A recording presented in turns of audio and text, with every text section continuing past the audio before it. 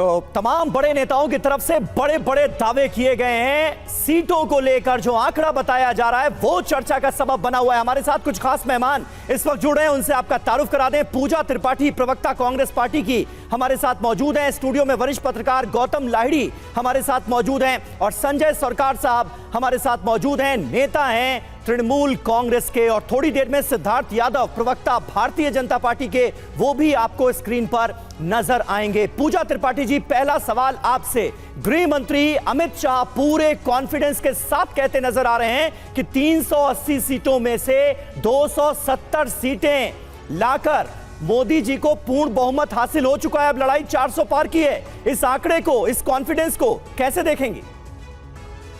देखिए, ये कॉन्फिडेंस इनका नया नया आया है। जब श्रीम जी, जब इन्होंने चुनाव शुरू किए थे, चुनावी की कैंपेन, तभी 400 पार का नारा लगाते थे। फिर प्रधानमंत्री जी आ गए कि मछली मटन खाया जाता है सावन में, मंगलसूत्र पर आ गए, वो आपका पैसा लेकर मुसलमानों को बांट देंगे, वो आपकी भैंस खोलकर मुसलमानों को बांट देंगे। पाकिस्तान की भी एंट्री हो चुकी है चुनावों में, बाबरी का ताला लग चुका है अयोध्या में।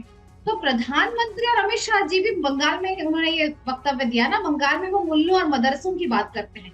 मेरा कहना है कि अगर आप 10 साल के शासन के बाद तीसरे टर्म के लिए आ रहे हैं, तो आप अपने रिपोर्ट कार्ड में, आप अपने मैनिफेस्टो में देश को बेरोजगारी, महंगाई से निपटने की कोई रोड मैप क्यों नहीं देती? आप वही मुसलमान, वही मुल्ला, वही मदरसा, वही पाकिस्तान, और ये जो झकपकाट है। मैं आपको बताती हूँ कि सबसे बड़ा रुझान क्या था इन 4 चुनावों का। मैं अमित शाह जी को भी बताना चाहूंगी, इस पूरे 4 फेजेस के चुनावों का सबसे बड़ा रुझान था जब प्रधानमंत्री मोदी जी अपनी रैली से ये कहते हैं कि अंबानी अडानी टेम्पो में भर के पैसा भेज रहे हैं कांग्रेस को, ब्लैक मनी।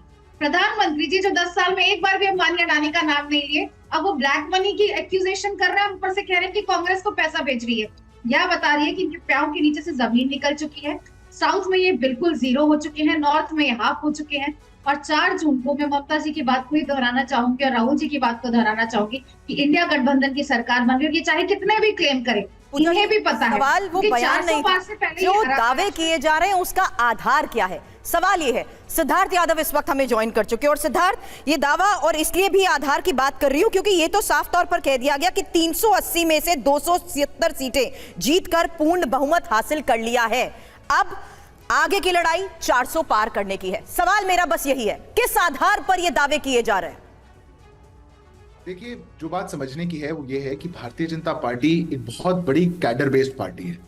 आप लोग टीवी चैनल्स हैं, एजेंसीज हैं, वो अपना सर्वे करती हैं, पर भारतीय जनता पार्टी अकेली वो पार्टी है जो बूथ तक नहीं, पन्ना प्रमुख तक कैडर जिसके पास है। और हम भी जहां जहां चुनाव होते हैं वहां से अपना असेसमेंट करते हैं। इन 380 सीटों में अधिकतम सीटें ऐसी भी थी जिसमें पिछली बार भी भारतीय जनता पार्टी जीती थी। अभी थर्ड फेज में तो कुछ सीटें ऐसी थी जिसमें 93 में से 80 सीटें पहले से भारतीय जनता पार्टी जीती थी। हम अपने गढ़ में कहां मजबूत हुए और कहां पे इस बार हम अधिक सीटें लेकर के आ रहे हैं। जो रोड मैप हमारा इस विजय का है वो तो बिल्कुल है, पर मैं कांग्रेस पार्टी की एक बात का जवाब जरूर देना चाहूंगा।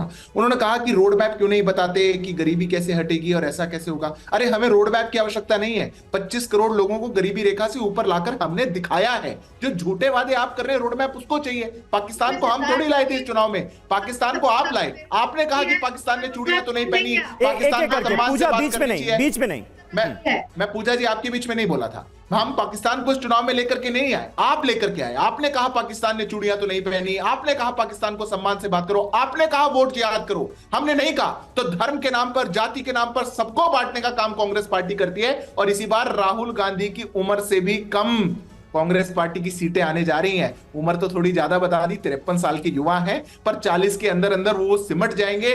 कांग्रेस पार्टी साफ हो चुकी है, अस्त पस्त त्रस्त हो चुकी है और देश मूड बना चुका है कि फिर से पुनः तीसरी बार एक मजबूत पूर्ण बहुमत की सरकार इस देश को देनी है, जिसका डंका पूरे विश्व में बजे और भारत की इस ग्रोथ स्टोरी को कोई रोक ना सके। ठीक है। और हमारे साथ इस वक्त सरकार साहब मौजूद हैं। थोड़ी देर पहले हमने वो बयान सुनाया अमित शाह का, जिसमें वो कह रहे हैं बंगाल वालों बताओ 400 पार करोगे या नहीं। बंगाल वाले हमारे साथ बैठे हैं आज, सरकार साहब स्टूडियो में ही हैं। सरकार साहब, क्या कहेंगे अमित शाह के इस बयान को, और आप लोगों का अपना दावा क्या है? 2 बड़े सवाल आप लोगों से पूछे जाते हैं, आपका पीएम कैंडिडेट कौन, आपका अपना आंकड़ा क्या, और दोनों ही सवालों के जवाब आमतौर पर मिलते नहीं।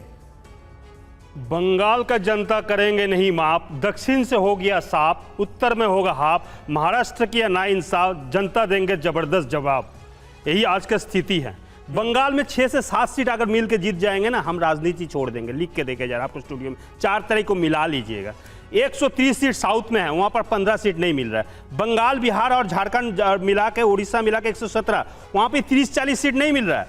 रह गया महाराष्ट्र, आपको हरियाणा, दिल्ली और पंजाब मिला के, यहाँ पे मिला के 78 सीट, वहां पर भी 30 सीट नहीं। 325 सीट में भारतीय जनता पार्टी को खतरा ही खतरा दिखा दे रहे हैं। आप बोल रहे हैं ये 277 मिल गया, ये क्या बोल रहे हैं मेरे को समझ में नहीं आ रहा है। अभी कभी कभी देखते हैं ना, वोट प्रतिशत भी बढ़ जाता है। स्ट्रांग रूम में जाके भूत भी आज के तारीख में वोट देता है, मतदाता केंद्र में भूत भी जाके वोट दे देता है। आज के सिचुएशन ऐसे हो गया, अगर भूत वोट दे देता है तो इसके लिए चमत्कारी है नरेंद्र बाबा का चमत्कारी है, हम तो कहेंगे। लेकिन सबसे बड़े बात है, पीएम कैंडिडेट आप 4 तारीख को बाद में सब कुछ आप लोगों को सामने आ जाएंगे। और मैं आपको एक सलाह दे रहा हूं, आज के तारीख में भारतीय जनता पार्टी को आप बढ़िया बिस्तर रेडी कर लीजिए। 4 तारीख को बाद में आपको तो नेता बोला हम झोला उठाएंगे, भाग जाएंगे, कौन सन हिमालय में जाएंगे ना कहीं नहीं जाएंगे, आपको मालूम है, आप तय कर लीजिए। तो आप आज 10 साल में जनता जिस तरफ से दान मिला, 2 करोड़ का नौकरी, 10 करोड़ का नौकरी ने 20 करोड़ नौकरी नहीं मिल चुके हैं 10 साल में, 15 लाख रुपए अकाउंट में नहीं। उज्ज्वला गैस योजना 6.5 करोड़ आदमी उज्ज्वला योजना छोड़ चुका, लकड़ी में खाना पका रहा है। आदमी महंगाई के हाथ में तरस रहे हैं, नौजवान को नौकरी नहीं, बेरोजगारी में रास्ता में घूम रहे हैं।